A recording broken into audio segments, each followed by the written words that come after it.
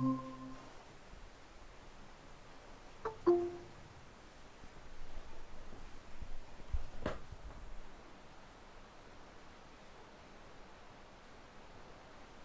সবাই শুনতে পাচ্ছ আমাকে? স্লাইড দেখা যাচ্ছে? জি জি স্যার, স্যার, শুনতে পাচ্ছি, দেখতে দেখা পাচ্ছি। যাচ্ছে, দেখা যাচ্ছে। আচ্ছা, তোমাদের তো ভাইবা নেওয়ার কথা হলো 8 তারিখ থেকে, অর্থাৎ সামনের রবিবার থেকে ভাইবাটা নেওয়ার কথা। তো আমার মনে হচ্ছে যে আসলে আজকেও গথিক শেষ হবে না, তো সেক্ষেত্রে 8 তারিখে গথিকটা শেষ করি। আর তোমরা ভাইবাটা তো 10 তারিখ থেকে, মানে আট থ্যাংক ইউ তারিখের স্যার। পরি- 8 তারিখের পরিবর্তে 10 তারিখ থেকে ভাইবা হবে। এবং আমি 8-9 তারিখের মধ্যেই জানাই দিব যে প্রথম 10 জন কারা। প্রত্যেক দিনে আগের দিন রাত্রে আমি জানাই দিব যে পরের দিন কোন 10 জন আর কি। আমার খাতায় যেভাবে সিরিয়াল করা আছে এইভাবেই 10 জন করে নাম প্রতিদিন যাবে। এবং এই 10 জন কিন্তু উপস্থিত অবশ্যই থাকতে হবে। যদি কোনো কারণে, যে কোনো কারণেই হোক, অসুস্থতা হোক বা নেটের কানেকশন বলে, ইলেকট্রিসিটি বলো, যেভাবেই হোক এটা তোমাদের অ্যারেঞ্জ করতে হবে। বাসায় যদি ইলেকট্রিসিটি না থাকে পাশের বাসায় যেতে হবে। কারো যদি নেটের কানেকশনের সমস্যা থাকে, গ্রামের দিকে বাড়ি হয়ে থাকে, তাহলে তাকে শহরের দিকে যেতে হবে। যেভাবেই হোক ভাইবাটা কিন্তু অ্যাটেন্ড করতেই হবে। কারণ ভাইবাটা এত ইম্পর্টেন্ট যে কেউ যদি কোনো কারণে অ্যাটেন্ড না করতে পারো, সেক্ষেত্রে কিন্তু খুবই সমস্যা আর কি। কারণ তোমার এতদিন ধরে যে ক্লাস করলে, এই যে অ্যাসাইনমেন্ট জমা করলে, সব কিন্তু তাহলে এই শুধু ভাইবা অ্যাটেন্ড না হওয়ার কারণেই সব কিন্তু আহ, মানে শূন্য হয়ে যাবে আর কি। মানে তোমার ভাইবার মার্কটা আলাদা এবং এইটা আলাদা পাস করতে হয়, এটা নিয়ম। তারপরে তোমার অ্যাটেন্ডেন্স 75%, এটা নিয়ম। তারপরে তোমার এই ইন কোর্সে যে 15 মার্কের মধ্যে 6 পেয়ে পাস করতেই হবে, এটাও কিন্তু নিয়ম। মানে এর মধ্যে কোনো একটা যদি মিসিং হয়, কোনো একটা যদি তুমি মানে ইয়ে হও, আহ, মানে ডিফল্টার হও, তাহলে কিন্তু বিপদ।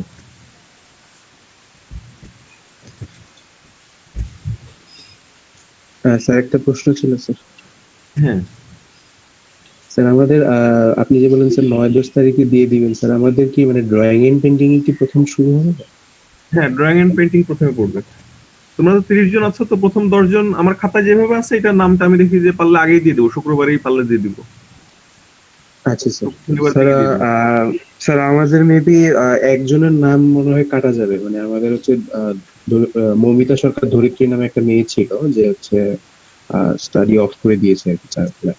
আচ্ছা, ওটা তো অসুবিধা নেই। এটা আপনাকে মানে যখন ওই ভাইবা সিরিয়ালে আসবে এক একজন করে, তখন তো যারা নাই তারা থাকবেই না, এটাই আর কি, অসুবিধা নেই। আচ্ছা স্যার। আমি মোট কথা আমার খাতায় যে সিরিয়াল আছে সেইভাবেই আর কি এক এক করে ভাই ভাই ডাকবো। আচ্ছা স্যার। আচ্ছা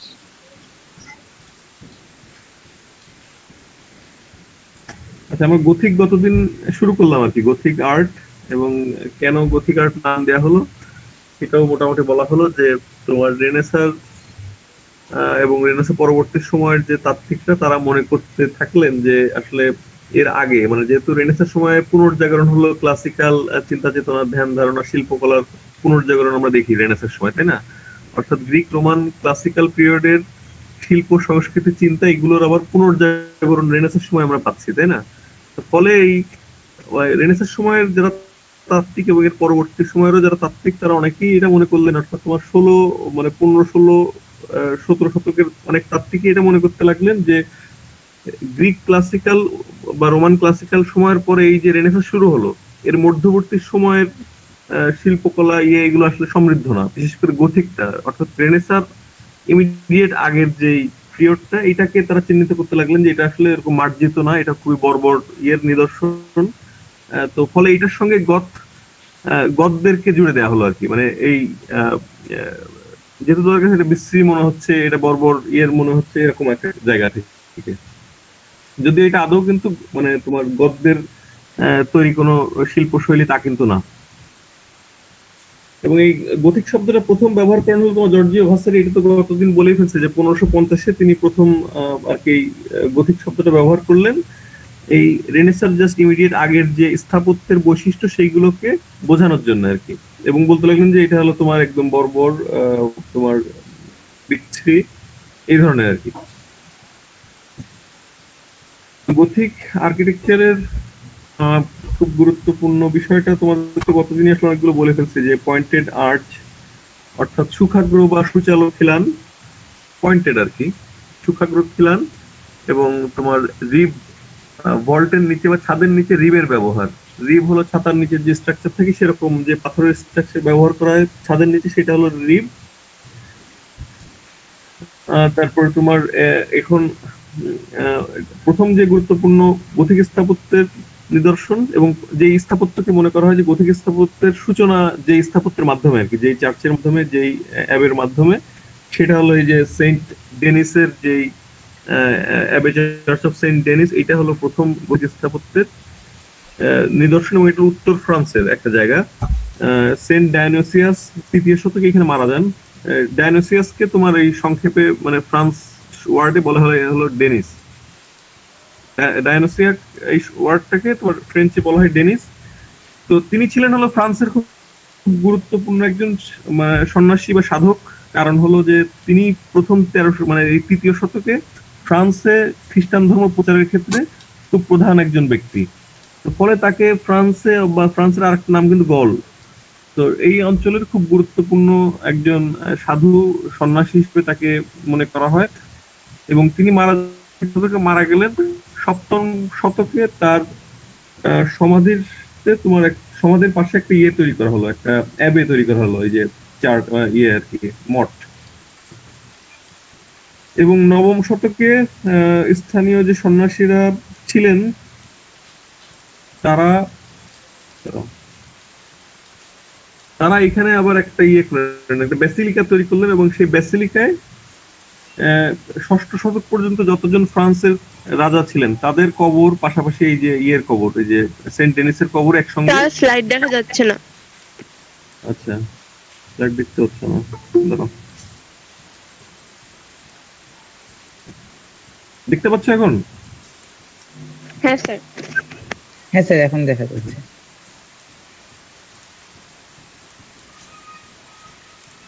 তো 9ম শতকে আর কি এটাই পরিপূর্ণ একটা রূপ পেল। কিন্তু এই 1122 সালে এখানে নতুন একজন মঠাধ্যক্ষ বা মঠের প্রধান আসলেন, যার নাম হলো তোমার এই যে সুগার। সুগার এসে 1122 সালে উনি এসে মনে করলেন যে আসলে ফ্রান্সের শাসকদের আহ, যে ধরনের ভাবমূর্তি, তার সঙ্গে আসলে এই চার্চটা ওই পরিমাণ উন্নত না, বা আরো বেশি এটাকে সমৃদ্ধ করার সুযোগ আছে। তো ফলে তিনি এই চার্চটা নিয়ে কাজ শুরু করলেন, এবং 1935-এ তিনি এই চার্চের পশ্চিম দিকে যে প্রবেশ মুখ বা ফাসাদ যেটা আর কি, পোর্টাল, পশ্চিম দিকের মুখে তিনি অনেক সুন্দরভাবে ভাস্কর্য দিয়ে সজ্জিত করলেন, অনেক সুন্দর ডেকোরেট, মানে আগের তুলনায় অনেক বেশি মানে ডেকোরেটেড করলেন আর কি। এবং তারপরে এই যে 1140-এ, দেখো এখানে স্ক্রিনেও দেখতে পাচ্ছেন নিশ্চয়ই, 1140-এ তিনি এটার যে অ্যাপস, তারপরে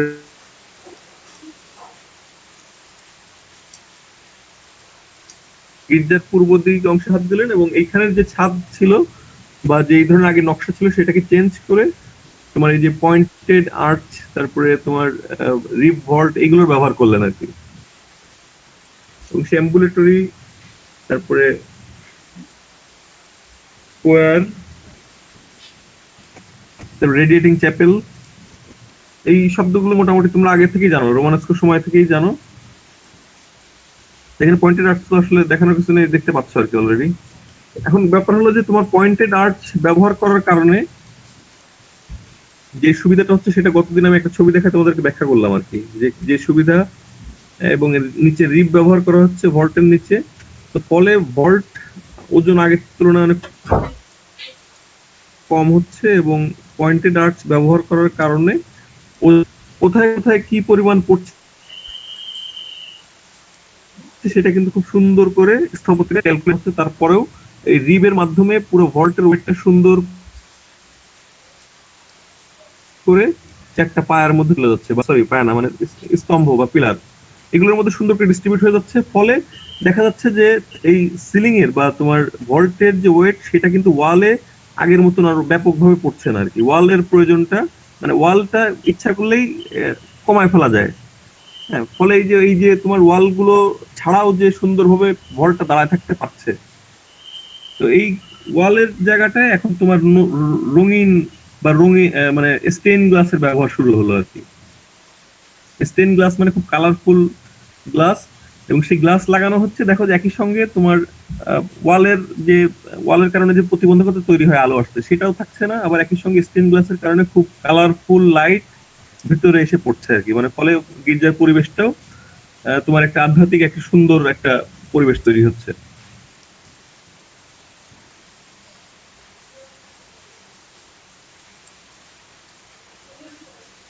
এটা হলো যে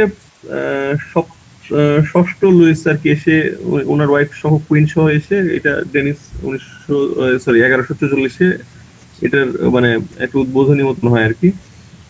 তো সেই অংশটা হলো দেখতে পাচ্ছ এখানে, যে তোমার এই যে পয়েন্টেড আর্চ এবং এই যে রিবের ডিজাইনটা দেখানো হচ্ছে আর কি। এখানে যদি পয়েন্টেড আর্চ দেখা যাচ্ছে না, পাশাপাশি দেখা যায় যে রেডিয়েটিং চ্যাপেল, এখানে অনেকগুলো রেডিয়েটিং চ্যাপেল, এই অনেকগুলো রেডিয়েটিং চ্যাপেল, কিন্তু একটা রেডিয়েটিং চ্যাপেলের মাঝখানে কিন্তু পিলার নাই, পিলারের প্রয়োজনীয়তা নাই, সরি কি বলছি, ওয়াল, পিলার আছে কিন্তু ওয়াল নাই আর কি। ওয়ালের প্রয়োজনীয়তা নাই কারণ ওয়ালকে আর আগের মতন ছাদের ওয়েট নিতে হচ্ছে না।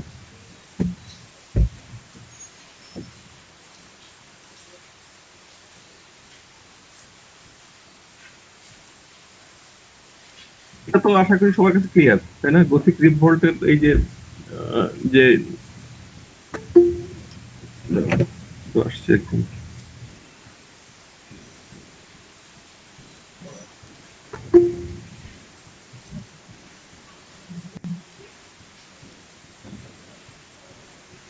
আচ্ছা, তোমরা যারা এই যে সিআর আছো আর কি, ক্লাস রিপ্রেজেন্টেটিভ আছো, তাদের কিন্তু এটা দায়িত্ব যে প্রত্যেকে যেন এই খবরটা পায় যে ভাইবা কবে থেকে শুরু হচ্ছে। 10 তারিখ থেকে ভাইবা শুরু হচ্ছে, এবং তোমরা মানে নিশ্চয়ই বন্ধুরা জানো যে কে দূরে আছে, কার সমস্যা আছে, এগুলো তোমরা অনেক ভালো জানো। এরকম যদি কারো মনে হয় যে সে হয়তো আজকের ক্লাসটা করছে না, এরকম হতে পারে। তো এই মেসেজটা যেন সবাই পায়, এটা একটু ইনশিওর করো আর কি, যে 10 তারিখ থেকে ভাইবা, এবং এই ভাইভাতে অ্যাটেন্ড না করলে কিন্তু খুব মানে সমস্যা হবে আর কি।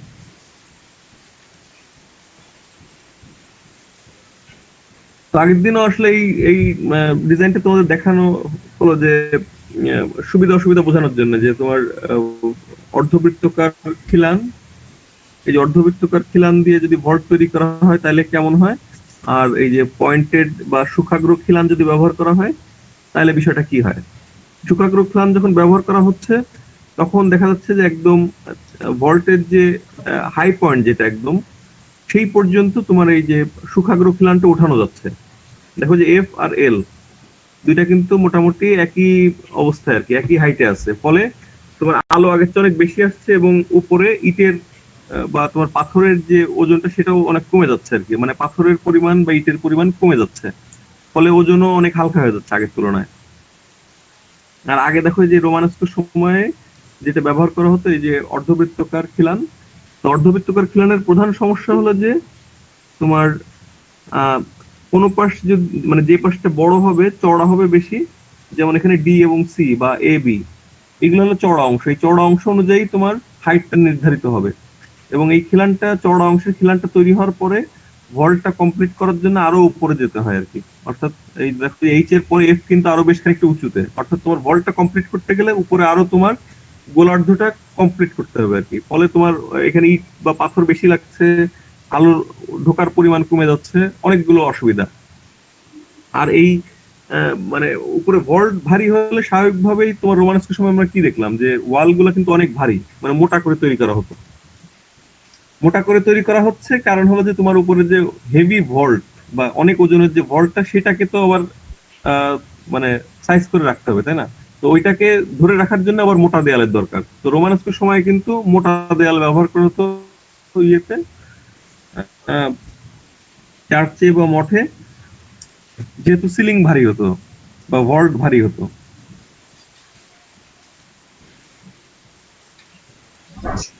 স্যার আমার একটা প্রশ্ন ছিল স্যার, মানে স্যার এটা একটু মানে মানে বাইরের মনে হইতে পারে, স্যার জিজ্ঞেস করবো? স্যার এখানে যদি আমি ম্যাটেরিয়াল কস্ট বা যদি যেটা ধরিতে স্যার গথিক টাইমে কি তাহলে স্যার এটা একটু কম লাগতো, মানে ধরেন যে ইটের ব্যবহার বা মানে যে পয়েন্টের থেকে একটু কম ইয়ে হইতো। হ্যাঁ, খরচটা বা তোমার ওজনটা কম হতো আর কি সেই সেন্সে, কিন্তু আবার গথিক সময় আরেকটা দিক দিয়ে খরচ আবার অনেক বেশি হতো, সেটা যে এই যে স্টেইন গ্লাস ব্যবহার করতো, স্টেইন গ্লাসে কিন্তু আবার হিউজ একটা খরচ হতো আর কি। তো সেই হিসাবে আর কি আবার গতিক সময় হয়তো বা বেশি খরচ হতো, এটা আসলে তো আমি আহ, বলতে পারবো না, আসলে একদম এক্সাক্ট বলা মুশকিল। তবে গতিক সময় বেশি হওয়ার চান্স বেশি, কারণ তোমার এই সময় যে পরিমাণ ডেকোরেশন করা হতো গির্জায়, এবং যে পরিমাণে স্টেইন গ্লাস ব্যবহার করা হতো, এটা খুব ব্যয়বহুল আর কি। তো সেক্ষেত্রে আসলে আচ্ছা কম্পেয়ার করে বলাটা কঠিন ব্যাপার আসলে, যে কোনটায় বেশি খরচ হতো। আচ্ছা, thank you. Sir, stained glass গুলো কি জ্বালানায় ব্যবহার করা হতো নাকি আলাদা করেই মানে ধর্মীয় বিভিন্ন দিক তুলে ধরার জন্য ব্যবহার করা হতো? না, জানালাতে ব্যবহার করা হতো। জানালাতে ব্যবহার করা হতো, আবার একই সঙ্গে কিন্তু এই যে ধর্মীয় বিভিন্ন বিষয়কে আগত দর্শনার্থীদের মধ্যে বর্ণনা করা, তুলে ধরা, সে কাজও করতো একই সঙ্গে। মানে জানালায় ব্যবহার করার সাথে সাথে জানালাতেই ওগুলো। হ্যাঁ, জানালাতে ব্যবহার করতো, রাইট। মানে জানালার, মানে যেহেতু তোমার ভল্টের ওজনটা কম, কাজেই প্রচুর পরিমাণে জানলা ইচ্ছা মতন করা যাচ্ছে। হ্যাঁ, মানে ওয়ালের প্রয়োজনীয়তা আগের থেকে কমে গেছে, ফলে তোমার এই যে প্রচুর পরিমাণে জানলা তৈরি করা যাচ্ছে, ফাঁকা স্পেস রাখা যাচ্ছে, এই ফাঁকা স্পেস জানলা গুলাতে তোমার এই এসিলাস ব্যবহার করো, রঙিন কাজ। আচ্ছা স্যার, ধন্যবাদ। আচ্ছা, এটা তোমাদের আজকে এই ছবিটা দেখে যে আবার একটু মনে করায় দেয় আর কি, যে তোমার গথিক যে সুখাগ্র খিলান আর এই যে অর্ধবৃত্তকার খিলান, এই দুইটার পার্থক্যটা কি এবং কোনটা কি সুবিধা অসুবিধা সেগুলো বললাম আর কি। তারপরে গতদিন বোধহয় এই পর্যন্ত আমরা লাস্ট ছিলাম আর কি, এটা আজকে আর আলোচনা না করলেও চলবে, তাই না? তোমরা দেখো স্যার, এটাতে আমার লাস্ট থেকে শুনতে পাইনি ঠিকভাবে। আমি সবার কি একই অবস্থা? আমি 6 নাম্বারের পর থেকে শুনতে পাইনি, 6 নাম্বার থেকে আর কি। স্ট্রিংিং থেকে। স্যার একটু রিভাইজ হয়ে যাবে যদি বলেন।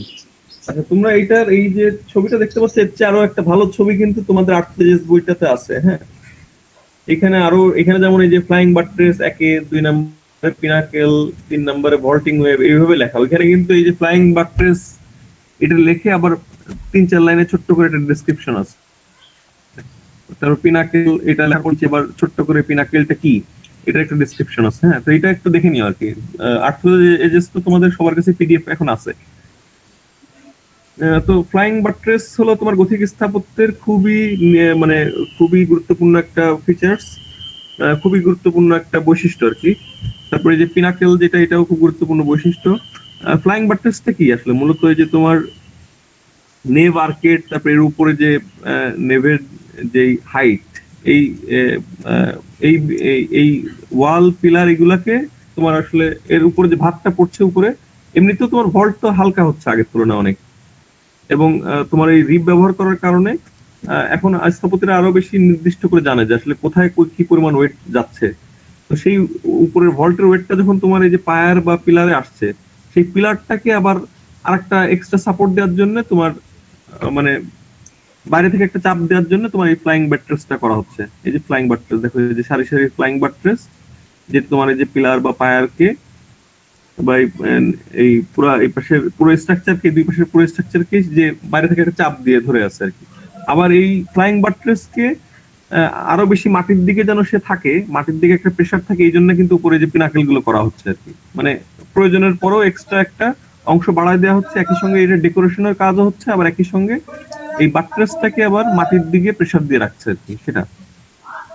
ফ্লাইং বাট্রেস দেখতে পাচ্ছ, এবং ফ্লাইং বাট্রেসের পূর্বসূরি কিন্তু আমরা ডারহাম ক্যাথেড্রালে দেখে আসছি রোমানস্কের সময়।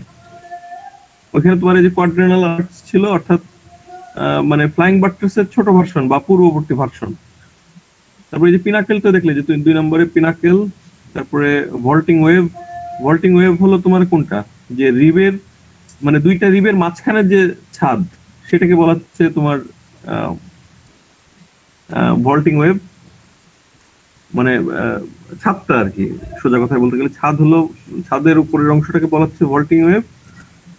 তারপর দেখো যে ডায়াগোনাল রিব 4 নম্বরে কোথায়, এই যে ডায়াগোনাল অর্থাৎ এই যে কোনাকুনি যে রিব গুলো যাচ্ছে আর কি, মানে চারপাশে 4টা পিলার বা পায়ার, সেই পায়ার গুলো থেকে এক একটা করে তোমার রিব আসছে, এসে ক্রস করে যাচ্ছে একে অপরকে। এই জন্য এটাকে বলা হচ্ছে তোমার ডায়াগোনাল রিব। আর ট্রান্সভার্স রিব হলো তোমার আড়াআড়ি যে রিবটা আর কি, অর্থাৎ সরল যে রিবটা, একদম সামনাসামনি, মানে কোনো কোনাকুনি যায়নি, একদম আড়াআড়ি ভাবে আর কি, সমান ভাবে আর কি, সামনাসামনি হরিজন্টালি যে ইয়েটা যাচ্ছে আর কি। 5 নম্বরে দেখতে পাচ্ছ যে ট্রান্সভার্স রিব। তারপরে স্প্রিংিং হলো যে তোমার এই পায়ার বা পিলারের যে জায়গা থেকে রিপ গুলো বের হচ্ছে, এই জয়েন্টকে বলা হচ্ছে তোমার স্প্রিংিং। তারপর 7 নাম্বার ক্লিয়ার স্টোরি হলো যে জানলা, এই যে আলো আসার জন্য যে ব্যবস্থা, যেখানে তোমার এই স্টেইন গ্লাস বা রঙিন কাচের ব্যবহার করা হতো সেটা।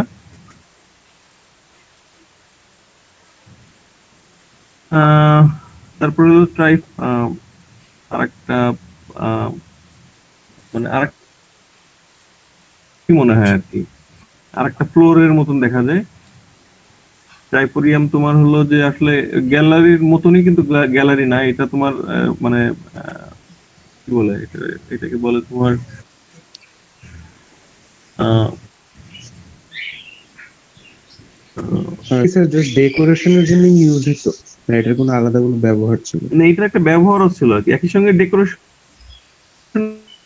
করা আর কি, মানে যে যেমন তোমার ফ্লোরের একটা অংশ মানে বেশি দেখানো আর কি, যে এখানে দেখা যাচ্ছে 2 তলা মনে হচ্ছে এমনিতে, মাঝখানে আরেকটা দেওয়ার কারণে এটা তৃতীয় আরেকটা ফ্লোর হচ্ছে পাশাপাশি তোমার মধ্যে, এটা আর কি। আর আরেকটা হলো যে তোমার এটার যে তোমার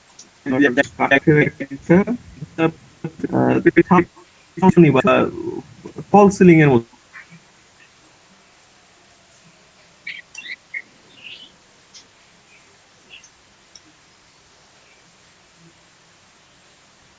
তোমার এই যে পিলারের মাঝখানে মাঝখানে যেই মানে আহ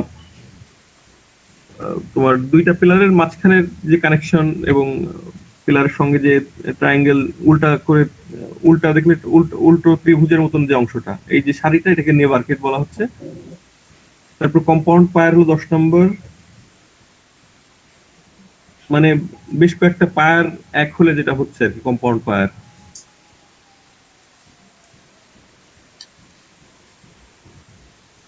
তো এই গেল। তারপর আজকে আসলে বেসিক্যালি শুরু হচ্ছে এখান থেকে, বুঝছো?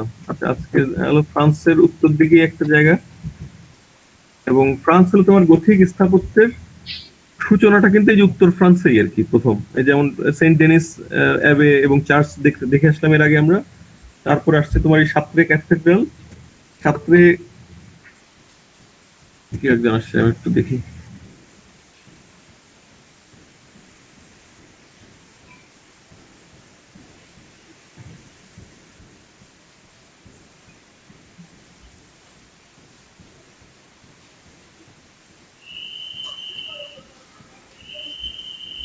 আহ, সাত্রে ক্যাথেড্রাল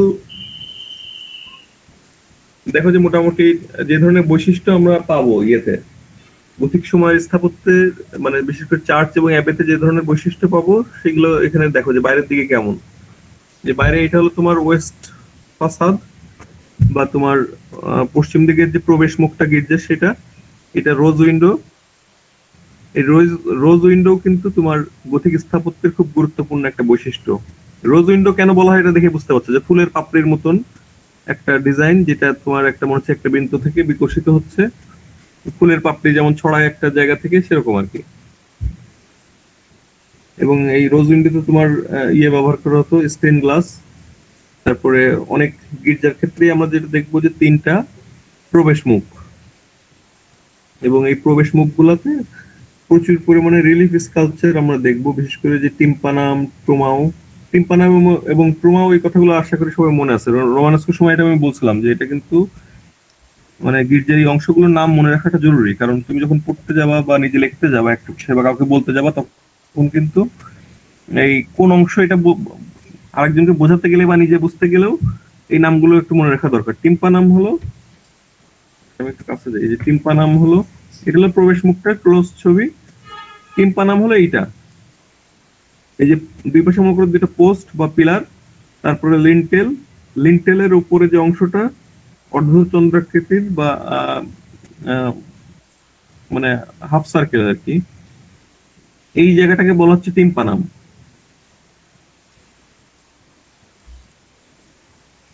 আর এগুলোকে বলা হয় তোমার জ্যাম্প, বা তোমার ইয়ে বলা হয়, আর একটা হলো যে তোমার বাজু, বাজুও বলতে পারো আর কি, বাজু। তো এটা দেখো যে তোমার সাত্রে ক্যাথেড্রালে আমরা যেটা দেখতে পাচ্ছি যে 3টা প্রবেশ মুখ, এবং 3টা প্রবেশ মুখই দেখে মনে হচ্ছে যে ধাপে ধাপে ভেতরের দিকে সরে গেছে, তাই না? ধাপে ধাপে ভেতর দিকে সরে যাচ্ছে, অর্থাৎ ভেতরে ঢোকার যে প্রবেশ মুখটা সেটা কিন্তু দর্শনার্থীকে একটা মনে হচ্ছে ধাপে ধাপে সে স্বাগত জানায় ভেতরে নিয়ে যাচ্ছে, এরকম একটা ব্যাপার। এবং একই সঙ্গে এই যে তোমার বাজুর সঙ্গে উপরে যে আর্চ গুলো দেখতে পাচ্ছি আমরা, আর্কিভল্টও বলে আর কি এটাকে, এই বাজুর সঙ্গে লাগানো যে ভল্ট গুলো এই আর্চ গুলো দেখতে পাচ্ছি, সেই আর্চ গুলো কিন্তু ধাপে ধাপে ভেতরের দিকে সরে যাচ্ছে আর কি, ভেতরের দিকে সরে যে তারপরে মূল ভেতরে প্রবেশ করার জায়গাটা আমরা পাচ্ছি। এবং সাতরে ক্যাথেড্রালে যেটা দেখতে পাচ্ছি যে দেখো যে প্রত্যেকটা প্রবেশ মুখেই এই যে বাজু যেটা বা জ্যাম্ব, এই জ্যাম্বে আমরা পাচ্ছি যে তোমার ওল্ড টেস্টামেন্টের যে বিভিন্ন মানে যিশুর পূর্বসূরি যাদেরকে মনে করা হয় সেই ধরনের রাজা রানী, তাদের স্কাল্পচার, এবং প্রত্যেকটা টিম্পানাম, বাম দিক থেকে শুরু করে ডান দিক পর্যন্ত প্রত্যেকটা টিম্পানামে কিন্তু যিশু মানে জিসাস ক্রাইস্ট কিন্তু প্রত্যেকটা টিম্পানামেই সেন্ট্রাল ক্যারেক্টার হিসেবে আছেন, অর্থাৎ প্রত্যেকটা ক্ষেত্রে যিশু খ্রিস্টের প্রাধান্য নিশ্চিত করা হচ্ছে। যেমন একদম বাম পাশে যে টিম্পানাম সেইখানে হলো যিশু খ্রিস্টের যে তোমার অ্যাসেনশন, যেটা অর্থাৎ 40 দিনের মানে তিনি মারা যাওয়ার 40তম দিনে তিনি এই যে অলিভ মাউন্ট থেকে মাউন্ট অলিভ থেকে তোমার ইয়েতে যান, স্বর্গে আরোহণ করেন, এই যে ব্যাপারটা সেটা। একই সঙ্গে আশেপাশে যে ছোট ছোট রিলিফ স্কাল্পচার দেখতে পাচ্ছি এইগুলো হলো তোমার রাশি চক্র আর কি, অর্থাৎ বিভিন্ন মাসে যে বিভিন্ন গুরুত্বপূর্ণ ঘটনা সেই মাসগুলোকে রাশি চক্রে যেভাবে প্রকাশ করা হয়, যে সেই সিম্বল গুলো দিয়ে এই আশেপাশে রিলিফ গুলো করা। তারপর মাঝখানের যে টিম্পানাম, এখানে যীশু খ্রিস্ট মাঝখানে একটা মান্ডোরাল দেখতে পাচ্ছি, পাশাপাশি যীশু খ্রিস্টের মাথার পেছনে হ্যালো, আর তার চারপাশে 4টা প্রাণীর প্রতীকী উপস্থাপনা, যেটা আসলে বোঝানো হচ্ছে যে 4জন ইভানজেলিস্ট, এই যে যারা আসলে এই যিশুর জীবনী এবং তার মতগুলোকে লিখে রেখে গেছেন এবং মানুষের প্রচার হওয়ার জন্য মানুষের মধ্যে প্রচার হওয়ার জন্য সুযোগ করে দিচ্ছেন, তারা আর কি তাদেরকে ইভানজেলিস্ট বলা হয় বা প্রধান দূত।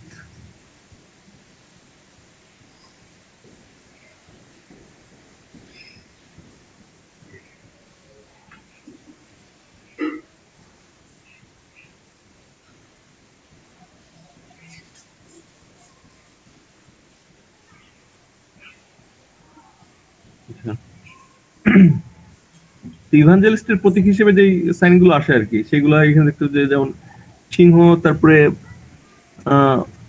মানুষ, ডানাওয়ালা মানুষ, তারপরে ঈগল পাখি, এটা বোধহয় মেসি হবে আর কি, এই সাইন গুলো আর কি।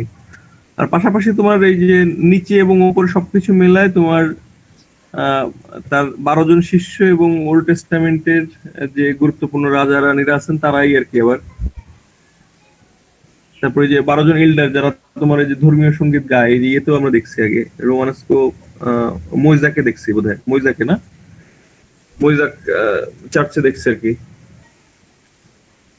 তারপরে ডান পাশে যেটা দেখতে পাচ্ছি যে মেরি বসে আছেন এবং তার কোলে বা তার ল্যাপে হলো বসে আছেন যীশু খ্রিস্ট, এবং নিচের যে লিন্টেল গুলোতে যীশু খ্রিস্টের জীবন মানে জন্ম থেকে শুরু করে তার আর্লি লাইফের যে ঘটনাগুলো সেগুলো বর্ণনা করা হচ্ছে এই লিন্টেলে, এই আর কি। তো এখানে আরেকটা গুরুত্বপূর্ণ বিষয় হলো যে মেরি কিন্তু গথিক সময়ের খুব গুরুত্বপূর্ণ একটা সেন্ট্রাল ক্যারেক্টার। তোমরা বাইজেন্টাইন সময় থেকে কিন্তু মোটামুটি দেখে আসছো যে তোমার যেমন হাজিয়া সোফিয়ারও মেন যে অ্যাপ, সেখানেও কিন্তু তোমার মেরির কোলে যিশু এরকম একটা ছবি আমরা দেখছি, তাই না? আর তোমার ইয়েতেও রোমানস্কো বিভিন্ন স্কাল্পচারেও আমরা রিলিফে তো মেরির উপস্থিতি দেখছি নাকি। বিশেষ করে বাইজেন্টাইন সময় থেকে আর কি যেটা শুরু হলো আর কি, মেরিকে একটা আলাদা মর্যাদা দেওয়া, যেহেতু তিনি মানে ঈশ্বর মাতা হন বা মানব যিশুর মাতা হন, যাই হোক মানে তাকে খুব গুরুত্বপূর্ণ একটা জায়গা হিসেবে ভাবা হতো আর কি। তো সেই ব্যাপারটা গথিক সময় এসে একটা চূড়ান্ত পরিণতির দিকে পেলে, এবং এই সময় মনে করে যে মেরিকে নিয়ে একটা উন্মত্ততা, একটা মানে অন্যরকম একটা বিষয় কাজ করতো আর কি, রাজা থেকে শুরু করে প্রজা সবার মধ্যেই। এমনকি তোমার যুদ্ধক্ষেত্রে ফ্রান্সের যে মানে সেনাবাহিনী ব্যাটেল, সেখানেও তোমার যে প্লাকার্ড, সেখানে প্লাকার্ডে মেরির ছবি ব্যবহার করা হতো। তারপরে যুদ্ধক্ষেত্রে দেখা যাচ্ছে সৈন্যদেরকে উজ্জীবিত করার জন্য যেই বিভিন্ন রকম স্লোগান দেওয়া হয়, তাই না? বিভিন্ন রকম স্লোগান, সেই স্লোগানগুলোর মধ্যে মেরির নামটা বারবার ব্যবহার করা হতো। এবং এই বিভিন্ন গির্জাও দেখবা যে অনেক অনেক বেশ কিছু গির্জা, যেমন বিশেষ করে নটর ডেম নামে যে গির্জাগুলো দেখবে, এগুলো কিন্তু মানে মেরির নামে উৎসর্গকৃত গির্জা। তো মেরির নামে অনেক গির্জা হতে লাগলো, তারপর বিভিন্ন স্কাল্পচার যেখানে করা হচ্ছে, ফ্রি স্ট্যান্ডিং হোক বা রিলিফ হোক, অনেক জায়গাতেই তোমার মেরিকে একটা গুরুত্বপূর্ণ ক্যারেক্টার হিসেবে দেখানো হচ্ছে। অর্থাৎ আহ, পরবর্তী জীবনে, বিশেষ করে শেষ বিচারের দিনে বা নরকের হাত থেকে বাঁচার জন্য মেরি একজন করুণাময়ী একজন মা হিসেবে তাকে দেখানো হচ্ছে, বা মানে মানে একজন ত্রাণকর্তা বা একজন রক্ষাকর্তার মতন একটা জায়গায় তাকে দেখানো হচ্ছে অনেক জায়গাতেই। আচ্ছা, এখন জ্যাম্ব স্ট্যাচু গুলো নিয়ে একটু বলা দরকার। মানে জ্যাম্বের যে স্কাল্পচার গুলো আমরা দেখতে পাচ্ছি, এগুলোর যে বৈশিষ্ট্য সেগুলো নিয়ে আমরা একটু কথা বলি। যেমন এরকম স্কাল্পচার তো এর আগে আমরা রোমানস্কের সময় দেখে আসছি। রোমানস্কের সময় মইজাকের যে ট্রুমাউটা, সেখানে কিন্তু একটা পাশে আমরা জেরিমিয়া নামে একজন নবী বা একজন মানে একজন পবিত্র মানুষের ইয়ে দেখে আসছে, মানে ধর্মীয় পবিত্র মানুষ একটা স্কাল্পচার দেখে আসছে। মনে আছে কিনা আমি জানি না তোমাদের, যে সামনের অংশে ছিল হলো সিংহ, 6টা সিংহ ছিল মুখোমুখি ক্রস করে রাখা, আর পাশের ছিল হলো তোমার এরকম একজন মানে পবিত্র আত্মার একটা স্কাল্পচার আর কি। মনে আছে কারো? হাতে একটা ফর্দ লেখা ছিল আর কি, একটা স্ক্রল ছিল। জি স্যার, ওটা তো একটু অন্যরকম হ্যাঁ, তো এটা বলা হচ্ছে এই জন্য যে আসলে এই যে মানে এর আগে এবং এরও আগে যদি আমরা ক্লাসিক্যাল সময় যাই, বিশেষ করে গ্রিক সময় কিন্তু আমরা ইয়ের সিটিটার নাম কি, অ্যাক্রোপলিসের যেই একটা ইয়ে আছে, ইরেকথিয়াম নামে যে টেম্পলটা আছে, সেখানেও দেখো যে ক্যারিয়েটেড দেখছি এর আগে আমরা, তাই না? মানে স্তম্ভ আবার একই সঙ্গে, সে কিন্তু তোমার এই মানে একজন মানবীয়। ইরেকথিয়াম মন্দিরটার কথা যদি মনে করতে পারো, তাহলে দেখো যে সেটার একটা অংশে আমরা দেখি যে একটা বারান্দা মতন অংশ, সেখানে 6জন না 8জন জানি মেয়ে ছিল, আমার ঠিক মনে পড়ছে না, মনে হয় 6জন সম্ভবত। তো তাদের মানে তারা একই সঙ্গে পিলারের কাজও করছে, স্তম্ভের কাজও করছে, আবার একই সঙ্গে তোমার সে একটা মানে ডেকোরেশন হচ্ছে, বা একজন দেবী বা মানবীকে উপস্থাপন করা হচ্ছে। মানে একই সঙ্গে স্কাল্পচার হিসেবে সেটা যেমন গুরুত্বপূর্ণ, আবার সেই স্থাপত্যের একটা অবিচ্ছেদ্য অঙ্গ হিসেবেও খুব গুরুত্বপূর্ণ এইভাবে ফিগার গুলোকে উপস্থাপন করা। এখানেও সেরকম একটা ব্যাপার যে যে জ্যাম্প গুলো আমরা দেখতে পাচ্ছি প্রবেশ মুখে, সেই জ্যাম্প গুলোর যে পিলার, সেই পিলারের সঙ্গে লাগানোই রিলিফ স্কাল্পচার, কিন্তু এর মধ্যে দেখো ফ্রি স্ট্যান্ডিং এর একটা ফিল আমরা পাচ্ছি, শুধুমাত্র কোন রকম পেছন পাশটাই অ্যাটাচ করা, কিন্তু একই সঙ্গে কিন্তু এটা পিলারের অবিচ্ছেদ্য অংশ আর কি। তো গথিক স্থাপত্যে ভাস্কর্য এবং স্থাপত্য কিন্তু খুব গুরুত্বপূর্ণ একটা রোল প্লে করছে, এবং দুইজন মানে দুইটাই কিন্তু একে অপরের অবিচ্ছেদ্য অংশ। এরকম মানে স্থাপত্যের অনেক গুরুত্বপূর্ণ অংশগুলোকে আরো বেশি গুরুত্বপূর্ণ করে তুলছে কিন্তু স্কাল্পচার গুলোই। তো এখানে দেখো যে তোমার ওল্ড টেস্টামেন্টের বিভিন্ন গুরুত্বপূর্ণ ক্যারেক্টার যারা বিভিন্ন রাজা এবং রানী, তাদের স্কাল্পচার জ্যাম্বে আমরা দেখবো, এবং তাদের প্রত্যেকেরই মাথার পেছনে হ্যালো, এই যে আলোর মানে আলোর চক্র। তবে তাদের ড্রাপারে যদি আমরা দেখি, তাদের ড্রাপারে কিন্তু খুবই সরল ড্রয়িং আমরা দেখতে পাচ্ছি। ড্রাপারের খুবই স্ট্রেট লাইন এবং গভীরতা কম, মানে শ্যালো, খুবই শ্যালো আর কি। আবার পা গুলো দেখো যে নিচের দিকে, তো পা গুলো নিচের দিকে নামানো হওয়ার কারণে বা নিচের দিকে ঝোকার কারণে তাদের ওজনটা কিন্তু আসলে ওইভাবে অনুভব করা যায় না, মনে হয় যে ভাসমান। আবার তাদের ফিগারটা কিন্তু ইলাঙ্গেটেড বা লম্বা আর কি, এবং এই লম্বা হওয়ার পেছনের যে কারণটা, সেটা হলো যে পিলারের যে নিজস্ব আকৃতি, সেটার সঙ্গে স্কাল্পচারকে আবার একটা সুন্দর সমন্বয় করতে যে ভাস্কর সম্ভবত এই কাজটা করছেন। তবে একই সঙ্গে এই স্কাল্পচার একটা গুরুত্বপূর্ণ বিষয়,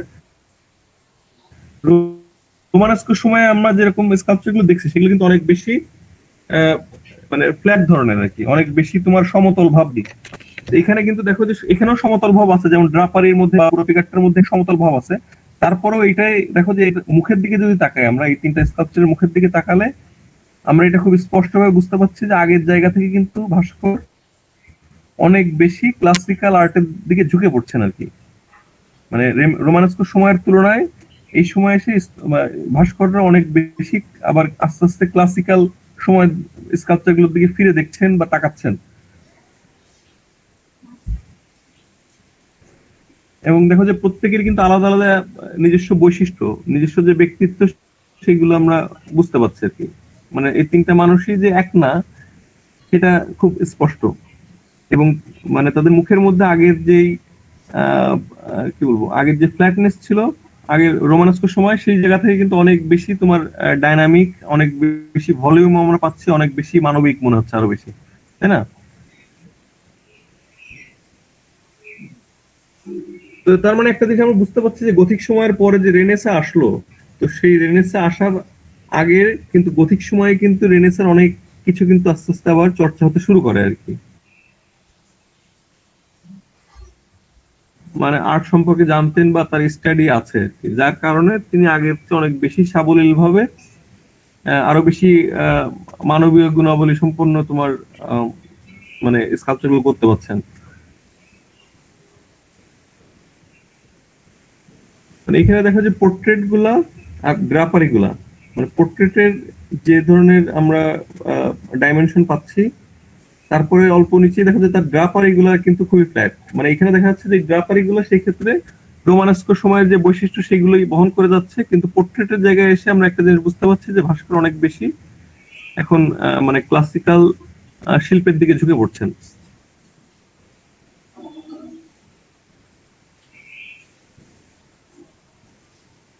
উত্তর ফ্রান্সের এরপরে আসছিল লায়ন ক্যাথেড্রাল, লাউন নামে জায়গা, ওয়েস্ট ফাসাদ অফ লাউন ক্যাথেড্রাল, অর্থাৎ পশ্চিম দিকের যে প্রবেশ মুখ, গির্জার প্রবেশ মুখ পশ্চিম দিকেই হয় আর কি।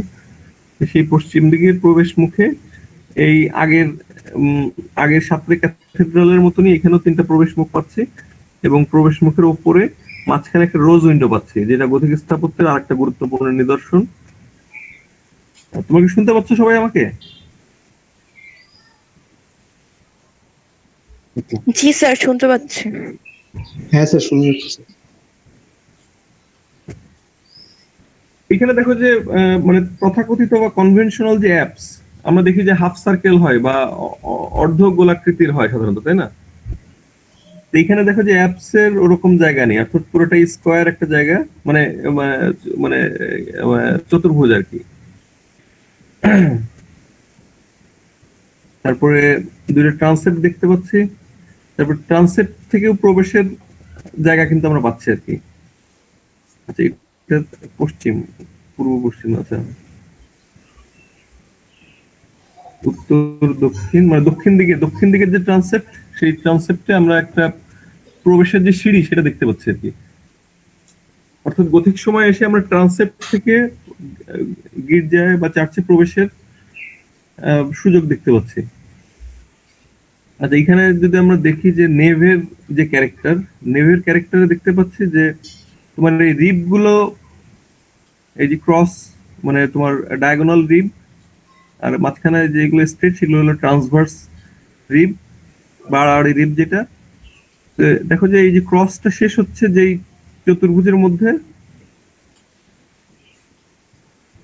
এই চতুর্ভুজের ইয়েটা মানে আকৃতিটা কেমন, আয়তক্ষেত্র, মানে আয়তক্ষেত্র আর কি, তাই না? এটা আয়তক্ষেত্র, এই যে চারটা, সরি মানে তিনটা পিলার এই পাশে আর তিনটা পিলার এই পাশে নিলে এইটার মধ্যে তোমার এই রিবটা কমপ্লিট হচ্ছে আর কি। এই যে ডায়াগোনাল রিব আর ট্রান্সভার্স রিব এই কমপ্লিট হচ্ছে।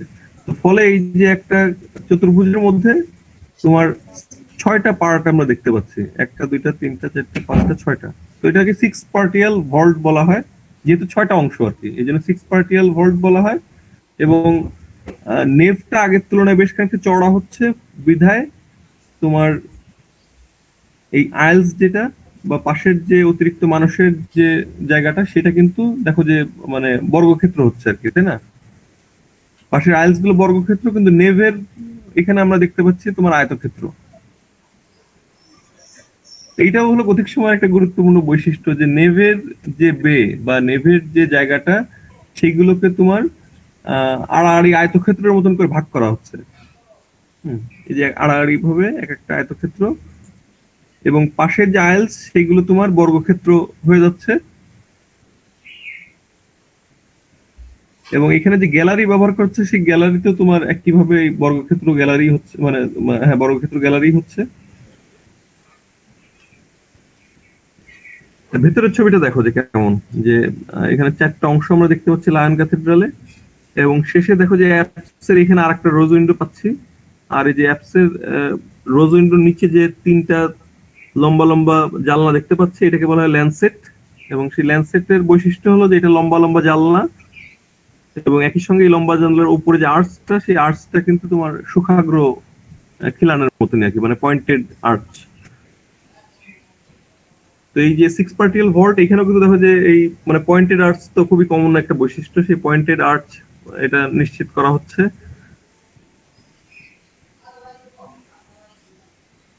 এখন ভেতরটা আরো পরিষ্কার দেখতে পাচ্ছ আশা করি, যে তোমার এই যে নেভের জায়গাটা বিশাল, এইখান থেকে ট্রান্সেপ্ট চলে যাচ্ছে, তারপরে তোমার এই যে আইলস, তারপরে তোমার হলো গ্যালারি, গ্যালারির পরে আসছিল তোমার ট্রাইফোরিয়াম।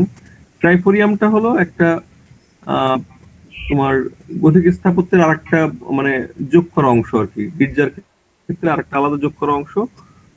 এবং ট্রাইফোরিয়াম তোমার এই যে ব্লাইন্ড আর্চ আর কি, এগুলো বলতে গেলে মানে এই যে আর্চের ভেতরে আসলে কোনো জানলা নেই, জাস্ট একটা প্লেন ওয়াল, এই জন্য ব্লাইন্ড আর্চ বলা হয়। এবং তার উপরে তোমার ক্লিয়ার স্টোরি বা জানলা, আলো আসার জানলা। এরপরে দেখো যে বিভিন্ন অংশের যে নাম এবং একই সঙ্গে যে গুরুত্বপূর্ণ চারটা তোমার গির্জা, সেই গির্জাগুলোর ভেতরের গড়নটা তোমাদের দেখানোর জন্য, বা ভেতরের মানে ডিজাইনটা কেমন সেটা দেখানোর জন্য তোমাদের দেখানো, যে এখন যেটা দেখলে সেটা হলো লায়ন ক্যাথেড্রাল, এরপরে আসবে প্যারিসের নটরডেম ক্যাথেড্রাল, তারপরে সাত্রে ক্যাথেড্রাল। সাত্রে ক্যাথেড্রালের স্কাল্পচার আমরা দেখে আসছি একটু আগেই। সাত্রে ক্যাথেড্রালে এই যে স্ট্যাচু তোমাদের বললাম, তারপরে টিম্পানামে যে যিশুর কেন্দ্রীয় যিশুর যে মানে যিশুর গুরুত্ব যে নিশ্চিত করা হচ্ছে সেটা বললাম। ক্যাথেড্রাল, আমিনস ক্যাথেড্রাল হলো তোমার গথিক স্থাপত্যের সবচেয়ে বেশি বোধহয় উল্লেখযোগ্য গির্জা আর কি। যেমন তোমার হাজিয়া সোফিয়া ছিল বাইজেন্টাইন সময়ের সবচেয়ে গুরুত্বপূর্ণ স্থাপত্য, তাই না? এর আকৃতি, তারপর এর মধ্যে যে তোমার আলো আসে যেভাবে, এই সবকিছু মিলায় আর কি, এবং এর ভিতরে যে তোমার মানে খুবই জাঁকজমকপূর্ণ ভাবে ডেকোরেট করা, সবকিছু মিলায় বাইজেন্টাইন সময়ের সবচেয়ে গুরুত্বপূর্ণ একটা স্থাপত্য কিন্তু তোমার এই হাজিয়া সোফিয়া।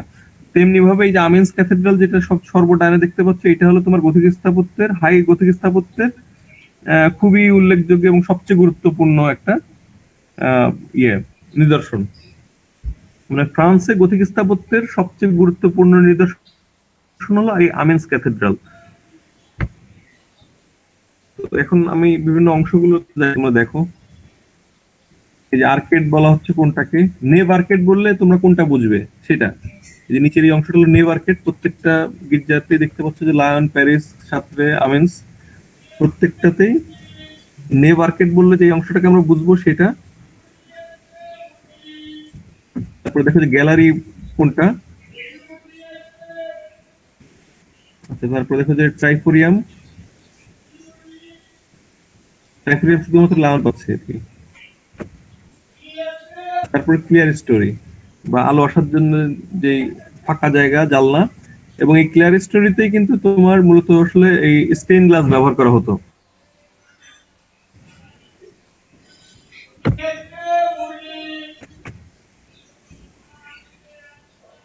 এরপর হলো প্যারিসের উত্তর দিকে, এটা হলো নটরডেম, সাউথ ফাসাদ অফ নটরডেম ক্যাথেড্রাল। দক্ষিণ দিকের ট্রান্সেপ্টের প্রবেশ মুখটা দেখতে পাচ্ছ আর কি।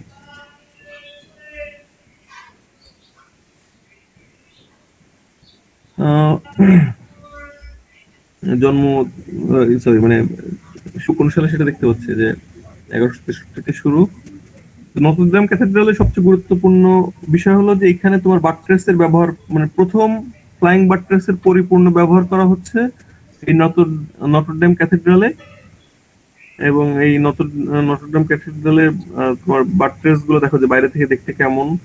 পাশাপাশি দেখো যে ট্রান্সেপ্টেও কিন্তু রোজ উইন্ডো ব্যবহার করা হচ্ছে, অর্থাৎ শুধুমাত্র যে ফ্রন্ট ফাসাদে ব্যবহার করা হবে তা না, সাউথ ফাসাদেও কিন্তু তোমার এই যে রোজ উইন্ডো ব্যবহার করা হচ্ছে।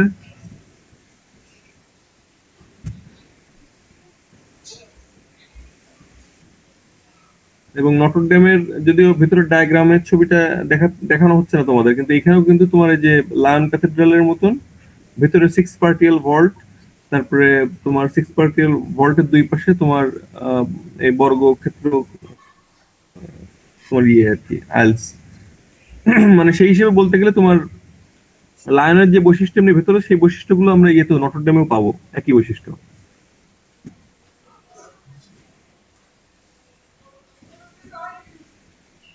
এরপর হলো সাত্রে ক্যাথেড্রালের স্কাল্পচার আগে আমরা দেখে আসছি, তাই না প্রথমে? তো এখন সাত্রে ক্যাথেড্রালের এমনি নিজস্ব যে মূল মানে গির্জার যে মূল কাঠামোটা কেমন, গড়নটা কেমন, সেটা দেখার জন্য আর কি আবার সাত্রে ক্যাথেড্রাল আসছে। এবং সাত্রে ক্যাথেড্রাল হলো তোমার আমিনস ক্যাথেড্রালের আগে মানে সবচেয়ে গুরুত্বপূর্ণ একটা নিদর্শন, এবং যার মানে এখানকার ইন্সপিরেশন নিয়ে এখানকার কাঠামোর যে বৈশিষ্ট্য সেগুলো নিয়েই কিন্তু পরবর্তীতে বিশাল করে আরো বড় করে আমিনস ক্যাথেড্রাল তৈরি করা হলো আর কি। এইটার সাত্রে ক্যাথেড্রালের মানে ফ্লোর থেকে সিলিং পর্যন্ত যে হাইটটা, সেটা হলো তোমার 117 ফিট, মানে তোমার 17 তলা বিল্ডিং এর সমান। সরি, কি বলি, মানে 11 তলা বিল্ডিং এর, 11 তলার চেয়ে বেশি, মানে প্রায় 12 তলার বিল্ডিং এর সমান উঁচু আর কি। তো ফলে একটা জিনিস দেখতে পাচ্ছ যে পয়েন্টেড আর্চ এবং রিব ভল্টের কারণে আর কি, পয়েন্টেড আর্চ এবং রিব ভল্টের কারণে ছাদের ওয়েট যেহেতু কমে যাচ্ছে, এবং স্থপতিরা খুব নির্দিষ্ট করে জানে যে তার ওয়েটটা কিভাবে ডিস্ট্রিবিউট হচ্ছে, ফলে তোমার তারা ইচ্ছা মতন হাইট বাড়াতে পারছে আর কি। এটা কিন্তু গথিক স্থাপত্যের খুবই ইম্পর্টেন্ট একটা পয়েন্ট, যে গথিক স্থাপত্য কিন্তু মানে যেমন তুমি রোমানেস্ক স্থাপত্য দেখলে কি মনে হয় যে তারা মাটি কামড়ে ধরে পড়ে আছে, হ্যাঁ, মানে মাটির উপরে যে বসা সেই ওয়েটটা ফিল করা যায়, মানে এত বেশি চওড়া বিশাল বিশাল তোমার মোটা মোটা ওয়াল ব্যবহার করা, যেটা তোমার ইয়েতে আমরা দেখি, রোমানেস্ক গির্জা এগুলোতে দেখি। তো ফলে সেগুলো মনে হয় যে পৃথিবীর সঙ্গে খুব আষ্টে পৃষ্ঠে খুব টাইট ভাবে লেগে আছে, হ্যাঁ। কিন্তু গথিক গির্জার ক্ষেত্রে বিষয়টা হলো অন্যরকম। গথিক গির্জার ক্ষেত্রে মনে হয় যে সে যেন মানে পৃথিবীর ল্যান্ড থেকে আকাশের দিকে যাত্রা করছে, এবং ঊর্ধ্বমুখী আর কি, ঊর্ধ্বমুখী ভাবটা কিন্তু ফিল করা যায়। এবং এই ঊর্ধ্বমুখী ভাবটা কেন হচ্ছে, সেটা হলো যে তার এই যে নতুন যে আবিষ্কার পয়েন্টেড আর্চ, রিব ভল্ট, এইসবই হলো কারণ, এবং ওয়ালের প্রয়োজনীয়তা কমে যাওয়া। সাত্রে ক্যাথেড্রালের ভেতরের এখানে দেখো যে এই যে আয়তক্ষেত্রকার নেভ বে ব্যবহার করার কারণে এই যে তোমার ছোট ছোট এই যে এটা দেখে বুঝতে হচ্ছে যে এটা হলো আয়তক্ষেত্র, চড়া আয়তক্ষেত্রকার নেভের বের কারণে তোমার পাশের আইলস আর কি বর্গক্ষেত্রকার এবং ছোট হয়ে যাচ্ছে আগের তুলনায়। ট্রান্সেপ্ট দেখতে পাচ্ছ, তারপরে এই যে অ্যাপস এর পেছনে তোমার অ্যাম্বুলেটরির সঙ্গে আমরা আবার দেখতে পাচ্ছি রেডিয়েটিং চ্যাপেল, যেখানে তোমার যে বিভিন্ন নিদর্শন রাখা হয় সেটা। এবং সাত্রে ক্যাথেড্রালে তোমার স্টেইন গ্লাসের খুবই গুরুত্বপূর্ণ নিদর্শনগুলো পাওয়া যায়, কারণ তোমার এই সাত্রে ক্যাথেড্রালের স্টেইন গ্লাসগুলোই অনেক বেশি তোমার টিকে আছে আর কি, অনেক বেশি পরিমাণে টিকে আছে অন্যান্য অনেক গির্জার তুলনায়। ফলে স্টেইন গ্লাসের খুব ভালো একটা সোর্স, মানে বর্তমান সময়ে আমাদের দেখার জন্য খুব ভালো একটা সোর্স হলো এই সাত্রে ক্যাথেড্রাল। এবং দেখো যে একটা জিনিস, যে ভেতরকে আলোকিত করার যে চেষ্টা, সেটা তো আমরা একদম সেই বাইজেন্টাইন সময় থেকেই দেখে আসছি, তাই না?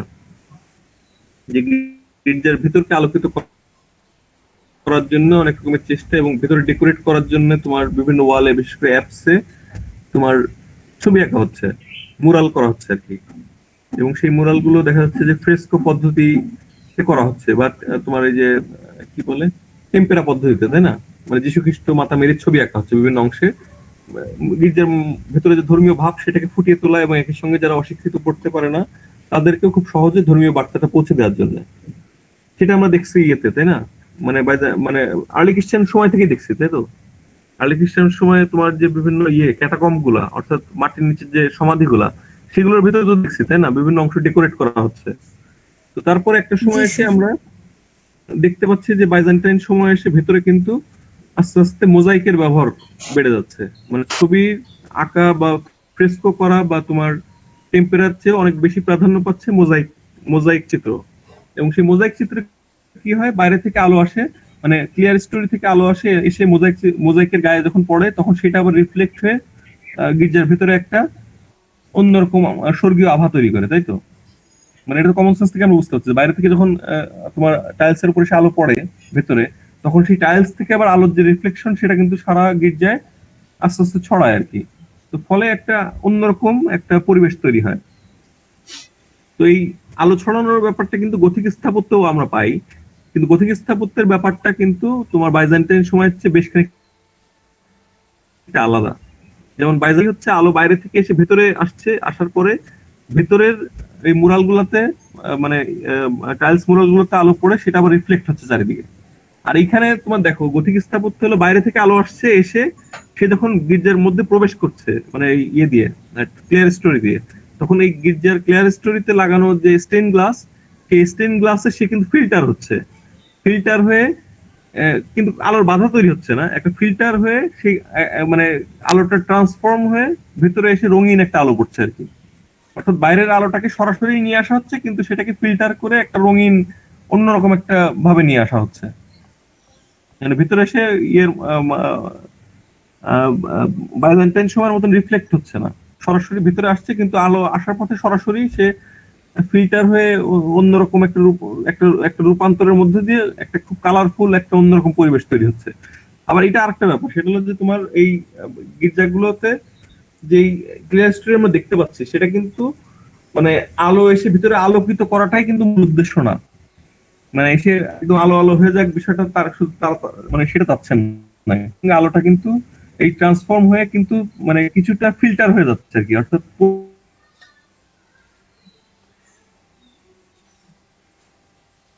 একটা আলো হয়ে ভেতরে প্রবেশ করে আর কি। ফলে ভেতরে কিন্তু খুবই সুন্দর একটা তোমার একটা আধ্যাত্মিক ধর্মীয় পরিবেশ তৈরি হয়। এবং এই স্টেইন গ্লাস গুলো তৈরি করাটা কিন্তু বেশ তোমার মানে লেভেলের সঙ্গে আবার একই সঙ্গে কিন্তু তোমার মানে খুবই মানে ব্যয়বহুল আর কি। এবং এই স্টেইন গ্লাস গুলো তৈরি করার জন্য তোমার রাজা বাচ্চা থেকে শুরু করে বিভিন্ন জায়গা থেকে তোমার সাহায্য দেওয়া হতো আর কি স্টেইন গ্লাস গুলো করার জন্য। তো এমনিতে সাঁতরা ক্যাথেড্রালে দেখো যে পয়েন্টেড আর্চ বা এই যে ডায়াগোনাল রিব এগুলো দেখতেই পাচ্ছ আর কি। পাশাপাশি এই যে তোমার কম্পাউন্ড পায়ার দেখা পাচ্ছি আমরা এখানে, কম্পাউন্ড পায়ার যে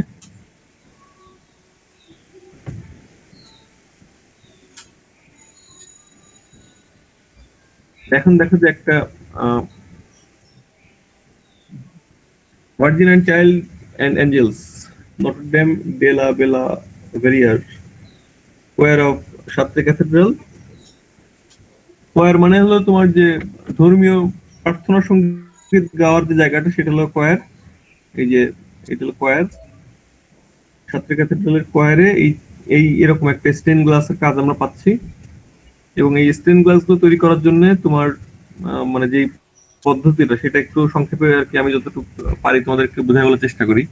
এটা হলো যে একজন মূল ডিজাইনার থাকতেন আর কি, যে মানে যতটুকু জালনা হচ্ছে এটা রোজ উইন্ডো হোক বা এই যে এরকম ল্যান্ডসেট হোক, যেটাই হোক সেটা সেই অনুযায়ী একটা কাঠের প্যানেলে ডিজাইনার সিলেক্ট করতেন আর কি, যে যতটুকু জানলা হবে ওই জানলার যে মাপটা এক্সাক্ট ওই মাপে একটা কাঠের প্যানেল নিতেন, নিয়ে সেইখানে একজন ডিজাইনার বা একজন শিল্পী তোমার সরাসরি পুরাটা ড্রয়িং করতেন আর কি, যে কি হবে খুঁটিনাটি একদম মানে খুঁটিনাটি কি কি হতে পারে, কি কি ড্রয়িং হবে সেগুলো ডিটেল তিনি ড্রয়িং করতেন।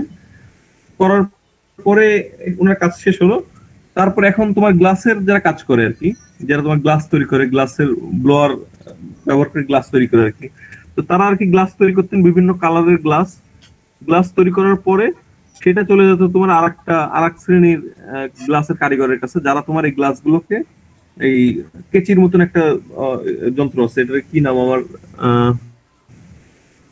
মনে পড়ছে না আর কি, মানে ধাতুর তৈরি আর কি একটা কেচির মতন যন্ত্র, যেটা দিয়ে তোমার এই গ্লাসগুলোকে কাটা যায়। তো সেই গ্লাসগুলোকে কেটে তারা আবার সাইজ করতেন আর কি, যেখানে যেরকম মাপ দরকার সেভাবে কাটা হতো। কাটার পরে তারপরে আবার প্রধান শিল্পী যেটা করতেন সেটা হলো যে এই গ্লাসগুলোকে এই কাঠের যে প্যানেলে প্রথমে ড্রয়িং করে নেওয়া হলো সেই প্যানেলের উপর ফেলে মাস্টার আর্টিস্ট যেভাবে ড্রয়িং করে গেছেন আর কি, যে চোখ নাক কান সেইগুলো আবার করা হতো আর কি। মাস্টার আর্টিস্টই করতেন অথবা তারা অ্যাসিস্ট্যান্টরাই হয়তো করতেন। গ্লাসের রঙিন কাজগুলো বসানোর পরে সেই রঙিন কাজগুলোর উপরে ট্রেসিং করে ওই মূল ডিজাইন অনুযায়ী চোখ নাক কান বা ফিগার গুলো কেমন হবে কি ডিজাইন হবে সেইভাবে আবার মানে এনামেল দিয়ে ড্রয়িং করা হতো। এনামেল মানে তোমার মানে আরেক ধরনের কাঁচি আর কি। এনামেল দিয়ে ড্রয়িং করা হতো, ড্রয়িং করার পরে তারপরে হলো তাপ দেওয়া হতো। তাপ দিলে এই এনামেল উপরে যে ড্রয়িংটা করা হলো চোখ নাক কান এগুলা আবার এই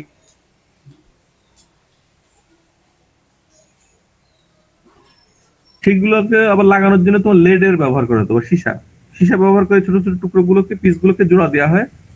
জোড়া দেওয়ার কারণে দেখো যে তোমার একই সঙ্গে তোমার এই যে বিভিন্ন মানে একটা রঙিন গ্লাস আর একটা রঙিন গ্লাসের সঙ্গে মিশে যায় না, একটা মাঝখানে সেপারেশনের মতন কাজ করে। পাশাপাশি তোমার এই যে ভেতরে মানে এই ভেতরের যে ডিটেইলিং গুলো সেটা আরো বেশি আমাদের মানে দৃষ্টিগ্রাহ্য হয় আর কি, মানে আমাদের চোখে আরো বেশি ধরা পড়ে আর কি। তারপরে যেটা করা হয় যে একটা স্টিলের বা লোহার ফ্রেম, সেই ফ্রেমে দেখো যে এখানে যে ফ্রেমটা দেখতে পাচ্ছ আর কি, এই ফ্রেমটা দেয়া হয় তোমার, কারণ এটার যে স্ট্রেংথ তো ধরে রাখতে হবে তাই না। এই স্টিলের বা এই আয়রনের ফ্রেমের সঙ্গে এই পুরো গ্লাসটাকে পরে আবার সেট করা হয়। তো সবকিছু মিলাই এটা কিন্তু তোমার একই সঙ্গে প্রচুর সময়ও লাগে, প্রচুর খরচের ব্যাপার, একই সঙ্গে প্রচুর শ্রমেরও একটা ব্যাপার। তো এর আগে যে তোমার এরকম মানে স্টেন গ্লাসের ব্যবহার কোনো সময় কোনো সভ্যতায় হয়নি তাও কিন্তু না বিষয়টা। যেমন তোমার এর আগে কিন্তু প্রথম দিকে বলা যায় যে মিশরিয়ানরা কিন্তু স্টেন গ্লাসের ব্যবহার জানতো এবং তারা কিন্তু এই বিষয়ে খুব দক্ষও ছিল, এবং তাদের যে সমাধি তারপর বাড়িঘরের ছোটখাটো অনেক এরকম শিল্প বস্তু বা শিল্প নিদর্শন পাওয়া গেছে যেখানে কিন্তু স্টেন গ্লাস মানে ব্যবহার করা হচ্ছে আর কি। কিন্তু গথিক স্থাপত্যে যেভাবে ব্যবহার করা হয়েছে এরকম কিন্তু এর আগে কখনো হয়নি। গথিক স্থাপত্যের এই জন্য একটা খুব গুরুত্বপূর্ণ বৈশিষ্ট্য হলো এই স্টেইন গ্লাস। শুনতে পাচ্ছ আমাকে সবাই? জি স্যার। হ্যাঁ স্যার। হ্যাঁ স্যার, শোনা যাচ্ছে। একদমই ব্ল্যাঙ্ক থেকে আমার মাঝে মধ্যে মনে হয় যে দেখা যাচ্ছে যে বলা টলা শেষ করে বলে দেখবো যে কেউ নাই আর কি, মানে নেটের কানেকশন নাই। এইখানে তোমার বুঝতে পারছো যে মাঝখানে তোমার যে মানে বাইজেন্টাইন সময় যাকে থিওটোকস বলা হতো বা এই মানে যিশুর মা হিসেবে যাকে সম্মান করে আলাদা করে থিওটোকস বলা হতো, সেই থিওটোকস বা এখানে ভার্জিন মেরিকে দেখতে পাচ্ছি। ভার্জিন মেরির মাথার পেছনে একটা হ্যালো এবং তার কোলে বা ল্যাপে তোমার এই যে জিসাস ক্রাইস্টকে দেখতে পাচ্ছি, তার মাথার পেছনে একটা হ্যালো। এবং এই অংশটাকে সবচেয়ে বেশি গুরুত্ব দেওয়া হচ্ছে এবং মেরিকে সবচেয়ে বড় করে দেখানো হচ্ছে, তার কোলে ছোট যিশু। এবং এই অংশটা গুরুত্বকে নিশ্চিত করার জন্য এর পেছনের ব্যাকগ্রাউন্ডটাও দেখো যে বেশি বড় করে একটা লাল ব্যাকগ্রাউন্ড আমরা পাচ্ছি। তারপর আশেপাশে আসলে অন্যান্য দূতরা আর কি। তবে এখানে বোধহয় সম্ভবত যে তোমার হলি কি বলে যে মানে পবিত্র আত্মার সিম্বল হিসেবে সম্ভবত এখানে একটা পায়রা বা ডাব আর কি।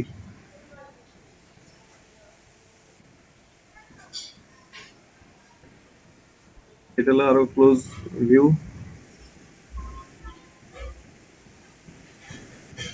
জেসিপি এটা তো তোমার যে স্যার আমি একটা বলো ইয়ে বর্ষণ আচ্ছা আজকে মনে হয় উঠলো। হ্যাঁ বলো। হ্যাঁ স্যার, প্রশ্নটা হচ্ছে যে স্যার আমাদের যে মানে এটার যে তৈরির প্রসেসটা যেটা আপনি বললেন, হ্যাঁ স্যার এটা কি আসলে আমাদের জন্য কি মানে জাস্ট জানার জন্যই জানা, না মানে আসলে এটা নিয়ে আমাদের এক্সাম মানে ইয়ে হইতে পারে?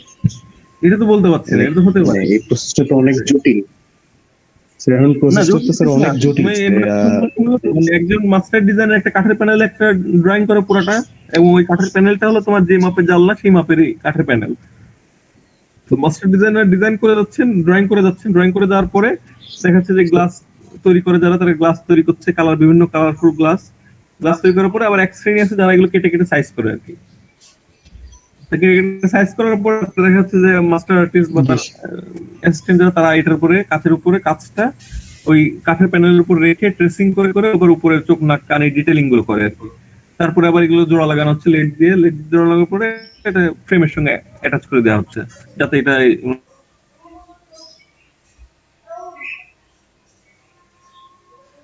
করে দেখবো যে স্টেইন গ্লাসের যে মানে সম্পর্কে মানে আমি বললাম আসলে ওইখান থেকেই তো বললাম আর কি। তোমরাও এটা দেখে নিতে পারো, তোমাদের কাছে বইটা তো আছে। এটা হলো একটা ল্যান্ডসেট, এই যে ছবিটা দেখতে পাচ্ছ জেসি বলা হচ্ছে। জেসি হলো তোমার, হ্যাঁ বলো। শেষ করেন স্যার, পরে বলিস। আচ্ছা পরে বলিস। বেসিক্যালি হলো তোমার এই যে যীশু খ্রিস্টের যে মানে পূর্ববর্তী যে বিভিন্ন আহ, আহ, মানে বংশধর তাদের একটা সিকুয়েল আর কি, বা মানে ক্রমবিন্যাস সেটা জেসিটি বলা হয়। এবং এই জেসিটির মধ্যে দেখো যে কি পরিমাণ আসলে অলঙ্করণ করা হতো এই স্টেন গ্লাস গুলোতে, তার সেটা দেখানোর জন্য মূলত আসলে এটা দেখানো যে কত ছোট ছোট কত সূক্ষ্ম কালার, এবং এবং কালারের ব্যাপারে কিন্তু কোনো শেষ নাই, বুঝছো? কারণ কালার হলো যে দুইটা ট্রান্সপারেন্ট মানে গ্লাসের উপরে যখন মানে সরি মানে দুইটা স্টেন গ্লাসে যখন একটা একটার উপর রাখা হচ্ছে, তখন দেখা যাচ্ছে যে মাঝখানে যে জায়গাটা ওভারল্যাপ হচ্ছে সেই জায়গাটা কিন্তু আরেকটা কালার তৈরি হয় আর কি। কালারের ভ্যারাইটি কোনো শেষ নেই, মানে এত প্রচুর পরিমাণে কালারফুল এবং অনেক হাই রেঞ্জ পর্যন্ত তারা কালারের ইয়ে তৈরি করতে পারতো আর কি, চার্ট তৈরি করতে পারতো। আচ্ছা, এখন তাহলে ভেতরে ইফেক্টটা কেমন পড়তো সেটা দেখানোর জন্য মূলত সেই স্লাইডটা দেখানো, যে স্টেন গ্লাস হয়ে যখন ভেতরে আলোটা আসছে তখন কিন্তু সেটা আর নর্মাল সানলাইট থাকছে না, সেটা একটা মনে হচ্ছে যে সরাসরি স্বর্গ থেকে আসা আলো, এরকম একটা পবিত্র অনুভূতি দর্শনার্থী বা প্রার্থনাকারীদের ভিতরে কিন্তু তৈরি হয়। এই যে পাশে কম্পাউন্ড ফায়ার, এই যে তোমার যে এই যে মানে লাইট পড়ার কারণে দেখো যে কিরকম লাল নীল আলোর একটা ইফেক্ট তৈরি হয় সেটা। রোজ উইন্ডোর একটা ভালো নিদর্শন হলো এটা, রোজ উইন্ডো অ্যান্ড ল্যান্সেট। ল্যান্সেট হলো যে লম্বা লম্বা যেগুলো মাথা পয়েন্টেড, এটাকে ল্যান্সেট বলা হয়। এবং এটা হলো রোজ উইন্ডো। রোজ উইন্ডো দেখো যে মানে ফুলের মতনই, তাই না? মানে মনে হচ্ছে যে একটা বিন্দু থেকে এই যে বিকশিত হচ্ছে পাপড়ি এরকম। এখানে মাঝখানে তোমার এই যে মেরি এবং যিশু কোলে বসা আর কি, মেরির কোলে যিশু বসা, তারপরে তাদের মাথার উপরে দেখো যে চারটা ডাব, অর্থাৎ এই যে পবিত্র আত্মার প্রতীক হিসাবে সেটা। তারপরে তোমার এটা মানে এটা কারা আমি বলতে পারবো না। তারপরে দেখো যে এই যে স্কোয়ার বক্স, 12টা বক্স, যেখানে তোমার এই যে ওল্ড টেস্টামেন্টের 12 জন রাজা হবে সম্ভবত, তাদের ছবি এখানে দেখতে পাচ্ছি। তারপরে তো এমনিতে অন্যান্য ডিজাইন তো দেখতেই পাচ্ছ।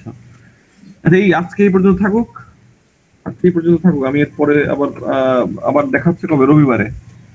রবিবারে আমি আশা করি যে দ্রুত হোক আর যেভাবে হোক, আসলে মূল আলোচনা খুব অল্পই আর কি, খুব বেশি না।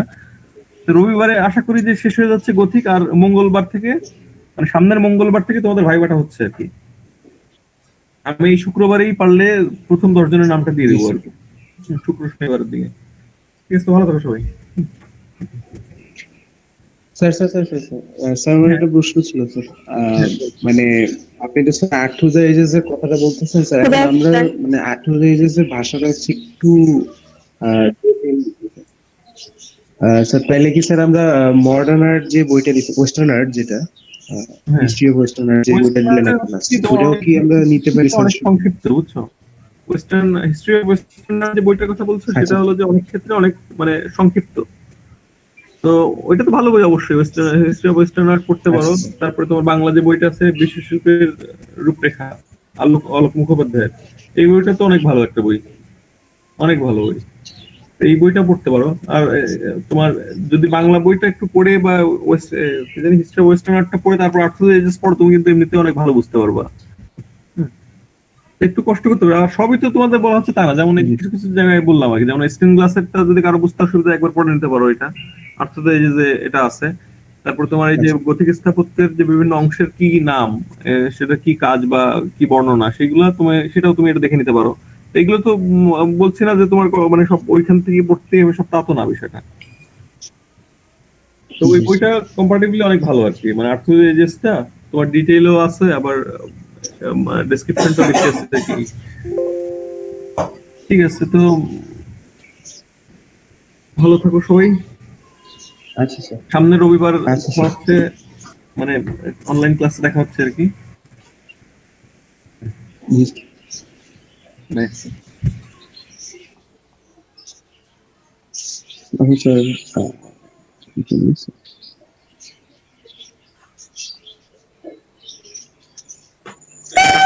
স্যার কি চলে গেছে? 10 তারিখ আমার বার্থডেটা আমি সেলিব্রেট করতে পারবো, স্যার একটা থ্যাংক ইউ দেওয়ার দরকার ছিল। না, হ্যাঁ চলে গেছে। কবে? ভাইবা 10 তারিখ স্যারে নিছে, বার্থডেটা সেলিব্রেট করতে আমি 10 তারিখ আমার বেরোচ্ছে না। আমি একটু বাইরে যেতে পারবো ঘুরতে। উফ, আমার শপিং এ যাওয়ার ছিল, আমি ভাবতেছিলাম কেমনে যাব। এ 10 শপিং এ তারিখ স্যার কি করে আমার মনে হয় ঢাকায় এত যাওয়াটা ফেলে বড়? যাবে ভালো হয়েছে ভাইবার জন্য। একদিক দিয়ে পিছে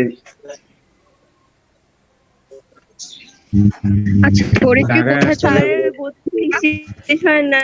আমি তো কি কি পরীক্ষা জানি না, বাট সুমন স্যার বললো যে সুমন স্যার বললো যে ভাই ও নাকি আর কন্টিনিউ করবে না, তো স্যারে বলতে পারবে, বাট আমি জানি না কি হচ্ছে বা কি। খুশি।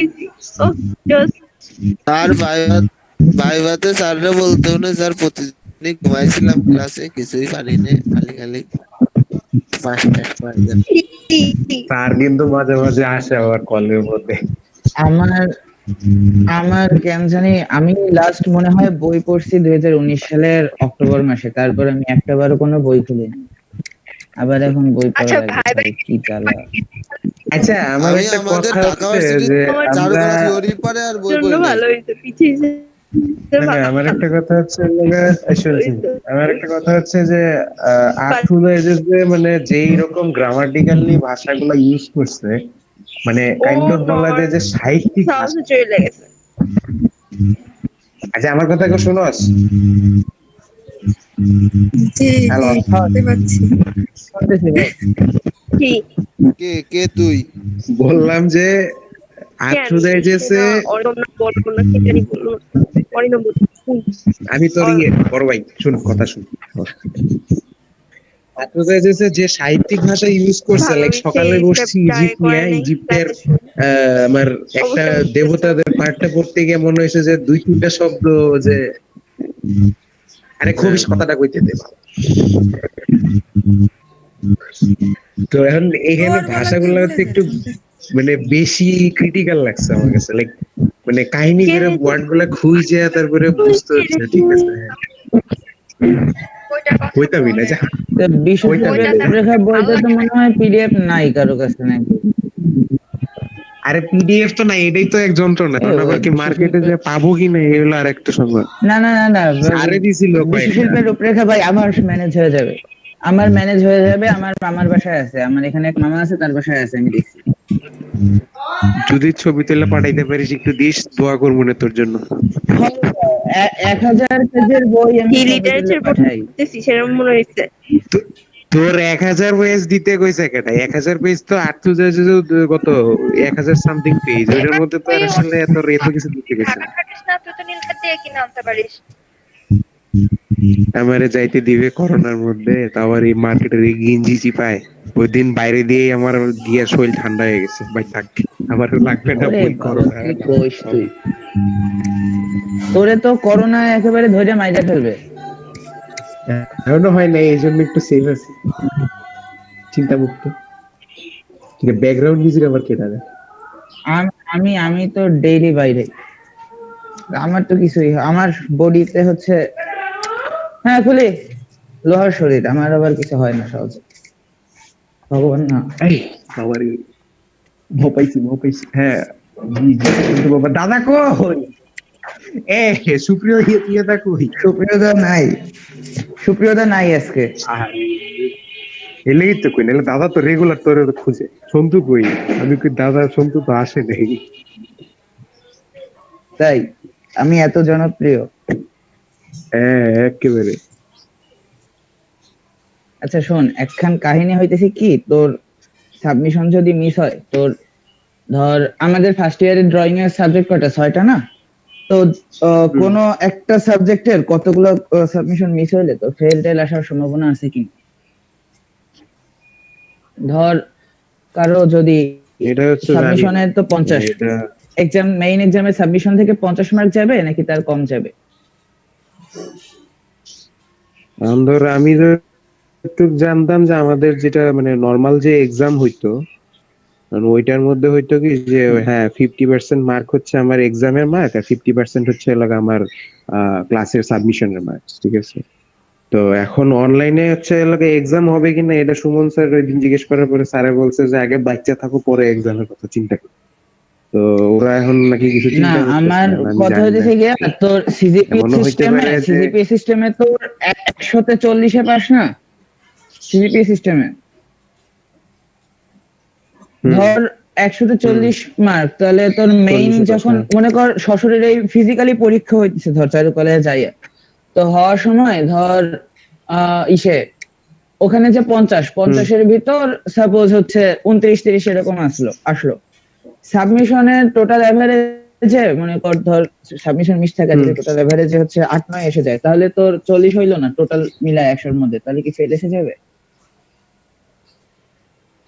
আই গেস কারণে ফেল মার্ক দেয় না। আমার যতটুকু মনে হয় যে ভার্সিটির শুনছি যতটুকু যে হ্যাঁ ফেল মার্ক লিস্ট দিবে না, মানে তুই সাবমিশন না দিলে ওইটা আমি বলতে পারতেছি না। আহ, না আমি জানি মানে না, আমি মনে হচ্ছে বলতে এটা চাচ্ছি নিয়ে আমি ধর কোনো এমনি কথা মেইন বলবো, লাইক পরীক্ষায় তো স্যারেরা অন্য 50 মার্কের পরীক্ষা হইতেছে, মেইন পরীক্ষার সময় তোর 50 মার্কের পরীক্ষা হুম হুম হইতেছে, কিন্তু তোর সাবমিশনের মার্ক অ্যাড হয়ে টোটাল তো 100 মার্ক হয়ে যাচ্ছে। এখন মেইন পরীক্ষায় হুম 50-এর ভিতর দিল পাস মার্ক, কিন্তু তোর টোটালে যে সাবমিশনের মার্ক মিলায় যদি 40% না হয় সেক্ষেত্রে কি হবে? জানি না, একাডেমিক ডিসিশন আমি কি বলবো, হয়তো বা ইয়েও হইতে পারে, পাশও পড়িয়ে দিয়ে দিতে পারে। আবার যদি মনে হয় যে এটা না, দেখে একটু যে অল ওভার টিচার, সাবমিশন একটু উইক তোর, তাইলে হয়তো বা তোর হ্যাঁ আটকায়ও দিতে পারে।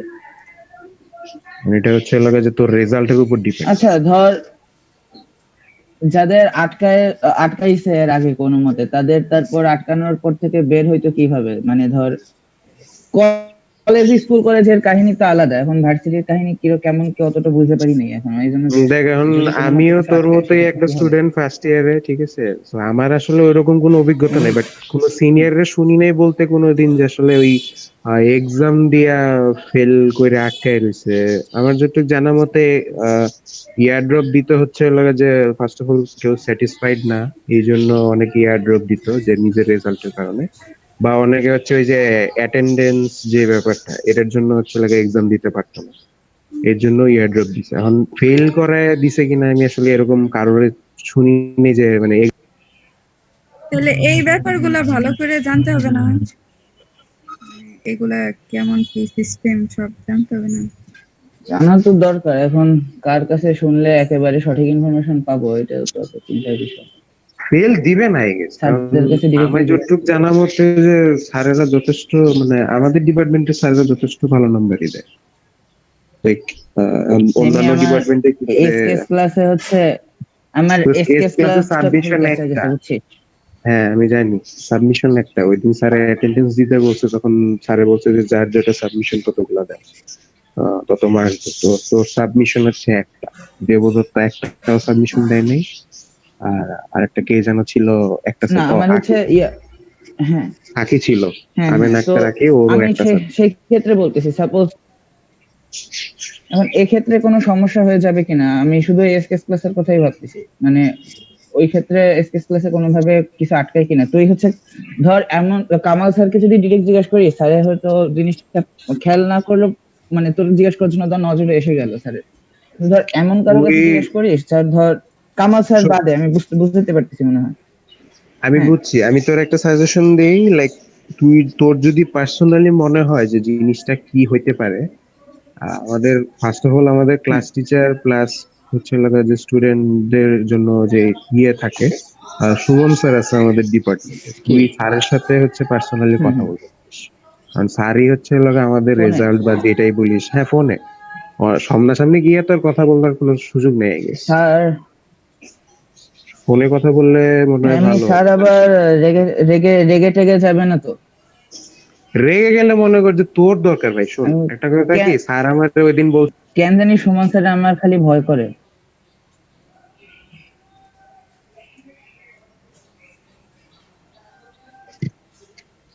হ্যালো দেব, তোর কথা সবাই আমার শোনা চুপ হয়ে গেছে। যাচ্ছে নাকি আমি শুনতে পাচ্ছি না খালি? দেবার ডিসকানেক্ট। ওর মনে হয় নেট প্রবলেম।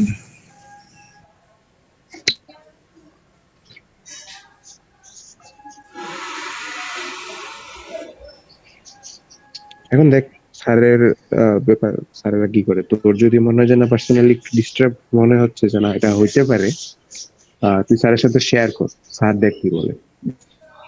বুঝতে কারণ পারবো। এখানে আমিও কিছু শিওর বলতে পারতেছি না, বা আমি মনে করি না যে কোনো সিনিয়রও আসলে ওইভাবে সিওরিটি দিতে পারবে যে হ্যাঁ এই ব্যাপারটা। কারণ ফেল করার ব্যাপারটা আসলে আমি একটু কম শুনছি, তো কারণ ওদেরও যে এইরকম অভিজ্ঞতা আছে কিনা তুই যেটা প্রশ্ন করতেছিস, তো তুই একটু দেখ, কথা বলে, ঠিক আছে। হুম। কারণ তোর যেহেতু সবগুলাই দিছিস এনে খালি স্কেচেই ঝামেলাটা হচ্ছে, এমনি ধর ঠিক আছে। সো একটা দুইটা তিনটা সাবমিশন আগে লেট সাবমিট করা যাবে, ঠিক আছে, কারণ সাবমিশনের মার্ক তো। দেখ স্যারের সাথে কথা বললে আজকে কালকের মধ্যেই কর, যাতে না কিছু এমনি একটা ধর সাবমিট আমি দিতে পারি, হুম, ঠিক আছে। কারণ ধর স্যারের সাথে বেস্ট এমনি অপশন ধর হবে। এসএস ক্লাসেই ঝামেলা কেন এত বেশি হয়ে গেল? থাকতে পারে না, অনেক ঝামেলা, সবার তো আর পরিবেশ বা পরিস্থিতি সবসময় এক থাকে না, তাই না। এটা নিয়ে আসলে স্যারেরাও বুঝবে আমার যতটুকু মনে হয়, মানে ওইভাবে আসলে জিনিসটাকে হ্যান্ডেল আচ্ছা করবে। ধর সুমন হ্যালো। স্যার বা সহজে খেপিটা হ্যাঁ বর্ষণ। হ্যাঁ দাদা। না বলছি স্যারকে একটা রিকোয়েস্ট করা যায় কিন্তু। কি দাদা আপনি কই চাইলেন? আহ, আমার আরে আমি হচ্ছে তোর ঢাকা আসতেছি, তো গাড়ির ভিতরে নেটে একটু সমস্যা হচ্ছে। ভয় আমি করে আর কি ক্লাস থেকে আউট হয়ে বেশি গেছিলাম এখন মাঝপথে। আসলে খেপে টেপে আচ্ছা সন্ধু, তোর ওকে কথা তো শোনা যাচ্ছে না। হ্যাঁ হ্যাঁ দাদা বলেন। শোন, ব্যাপারটা হচ্ছে কি, স্যারকে বলা যেতে পারে যে স্যার আপনি টোটাল রুটিনটা একবারে দিয়ে দেন। ঠিক আছে আমি যে এক মানে কাজ আমরা করবো যে না, টোটাল কতজন, সুমন স্যারের 60 ফার্স্টে হচ্ছে 60 মেসেঞ্জারে জন নক কি দিব, দিয়ে 62 জিজ্ঞাসা করবো যে স্যার না আপনি কোন সময় ফ্রি থাকেন সেই সময় কতজন কল দিব, তারপর সে না যে টাইম আছি। বলে ওই টাইমে হচ্ছে স্যারকে আচ্ছা কল দিব। আচ্ছা আচ্ছা আচ্ছা আচ্ছা আচ্ছা আচ্ছা, এক মিনিট এক মিনিট। হ্যাঁ সুমন স্যারের সন্তু যেটা করবি যে হ্যাঁ ওই যেটা বললি যে স্যারের মেসেঞ্জারে নক করে যখন ফ্রি থাকে বা এমনিও কল দিতে পারিস, স্যার ফ্রি না থাকলে তোরা আবার কল ব্যাক করবে পরে, ঠিক আছে। তো আর দাদা যেটা বললেন যে স্যারকে হ্যাঁ তুই যদি একবারে রুটিন যেটা এটা বলা যায়, ঠিক আছে। আমি ধরেন যে আমি যেটুকু বুঝতেছি যে আমাদের ড্রয়িং এন্ড পেন্টিং এর আমরা যারা আছি, মানে মনে করেন যে মাহাতাব থেকে হচ্ছে লাগা কর্নিয়া পর্যন্ত, সন্তু মনে হয় প্রথম দিনই তো আচ্ছা ঠিক আছে। আমাদের ভাইবা মনে হয় প্রথম দিনই পড়বে, ঠিক আছে। কারণ যদি ড্রয়িং এন্ড পেন্টিং ই প্রথম ধরে, তো প্রথম 10-এর না, মধ্যে এটা হচ্ছে মানে অনেকের জন্য বেটার হয় ডিপার্টমেন্টের। দেখ। হ্যাঁ হ্যাঁ হ্যাঁ ওদের আগে এটা এটা হবে না, ওদের আগে হবে। কারণ এখন ধরেন যে কথাটা বললে আসলে আপনারা বলতে পারবেন, শোন, কারণ যেহেতু মনে করেন যে প্রথমে ওদের হবে তোর, ওদের পরে হয়তো প্রিন্ট বলবো, তবে এটা হয়তো বেটার হবে সবার জন্য। কজ দেখ যে অনেকেই হয়তো তোর আচ্ছা আমার সিরিয়াল শোন, এই যে দেখছিস অনেকে কনফিউশনে থাকবে যে আমার এক্সাম কি পড়ে, মানে ধর। আমারও মনে হয় প্রথম দিনই পড়বে, আমার সিরিয়াল সম্ভবত 10। না শোন, আমি বলি, ক্রাফটের কথা চিন্তা কর, সিরামিক্স এর কথা চিন্তা কর। এখন ক্রাফট আগে না সিরামিক্স আগে এরা তো জানে না, নাকি স্কাল্পচার আগে নাকি পেইন্ট পেইন্টিং আগে, এটাও কেউ জানে না। সো ব্যাপারটা হচ্ছে স্যারকে যদি বলা হয় স্যার আপনি টোটাল লিস্টটা একবারে দেন, তাহলে হয়তো সবার একটা মেন্টাল প্রিপারেশন থাকবে যে না আমার ভাইবা ওই দিন, তো ওইভাবে একটা প্রিপারেশন নিতে পারবে। তো আমার মনে হয় যে স্যারকে বলা রুটিনটাও দরকার আসলে। যে স্যার একবারে দিয়ে দেবেন। হ্যাঁ হ্যাঁ এটা স্যার বলতেছে না, কারণ থাকতে পারে, না না, কারণ কি এখানে সাসপেনশন রাখা তো, কারণ থাকতে পারে এটা না বলার না কারণ এখানে হচ্ছে, সাসপেনশন রাখার তো কোনো ইয়ে আসে না। দাদা এটা তো সাইলেন্ট টেস্ট না রে ভাই, এটা তো সাইলেন্ট টেস্ট না। হুম হুম হুম হুম। তাহলে সমস্যা কোথায়? আচ্ছা দাদা শুনেন, আমার স্যার আসুক বল। পরের দিন, আমার রবিবার স্যার আসুক, স্যারের সাথে হচ্ছে একটু মনে হয় কি দাদা, স্যারের সাথে এই কথাটা আমি এর মাঝখানে শোন, ধরেন আমি হ্যাঁ বল। তাদের আগে পরীক্ষা হচ্ছে, তারপর মানে সপ্তাহে মাত্র দুদিন সন্তুর কথা শুনলে, সন্তু তোর কথা কেটে তোর কথা বেঁধে যাচ্ছে।